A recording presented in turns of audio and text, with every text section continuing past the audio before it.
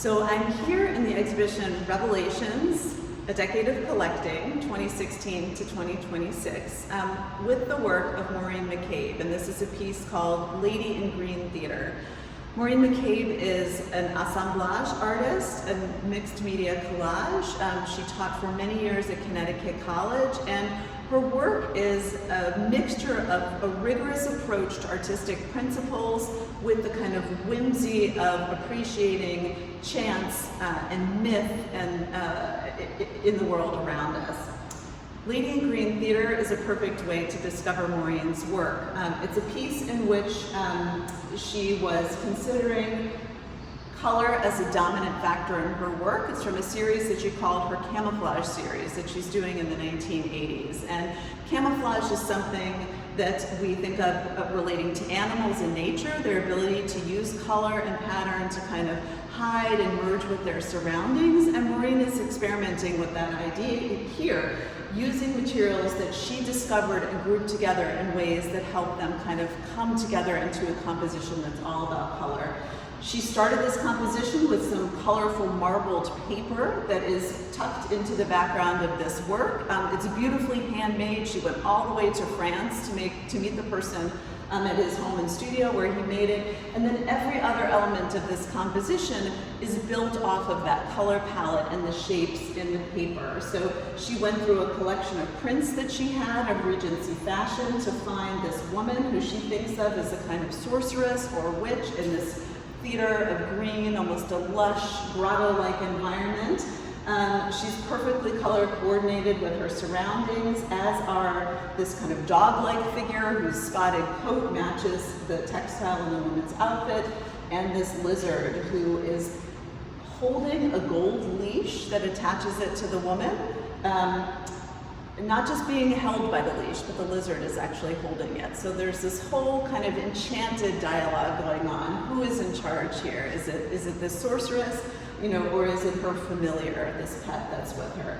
Maureen has used feathers that coordinate with the paper, including pulling out feathers that have been stripped into this design, as well as textile trimmings and even porcupine quills that serve as perches for these beautiful birds in her piece. And so in this theater piece, the Theater of the Lady in Green, she is kind of setting up a narrative that we can sort of bring our own story to and experience its enchantment. In her work, the artist Maureen McCabe leaves much to our imaginations, but she also shares with us the ways that she creates a work of art by incorporating onto the backs of a number of her works descriptions of where she was getting the imagery that she uses, as well as some of the things that were happening to her in her own life and in the world around her when she's making the work. And in that way, her pieces, are a kind of artistic, creation that is telling a larger story, but they also kind of intersect with the life of the artist. This piece, Lady in Green Theater, is one that Maureen worked on in 1984, and so most of the writing in here relates to how she constructed the work in that time, that she had just been to France, so she dedicates the work to Louis XIV. She talks about when she finished the piece, December 16th, 1984, and so she dedicates the piece to the playwright Noel Coward because the finish date is also his birth date. She includes information about all of the imagery in the piece, as well as the materials that she used, all sourced from her exhaustively compiled kind of library of archival materials and antique prints and sort of the treasures of the world. And then she talks in ways that curators appreciate as do conservators, about all the materials that she used to hold everything together. This piece was sold by the artist the year it was created, and she had not seen it again until we were preparing for this exhibition because it resurfaced and was donated to the Florence Griswold Museum. So Maureen got a second look at this piece. She was able to inspect it and see if it needed anything fixed. It was in great shape because of her sound methods.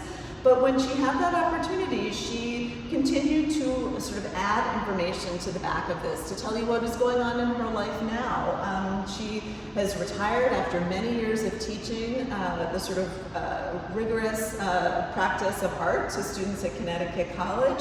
And so she notes now that she spends different amounts of time on her work, now that she's able to really immerse herself without the pressures of teaching.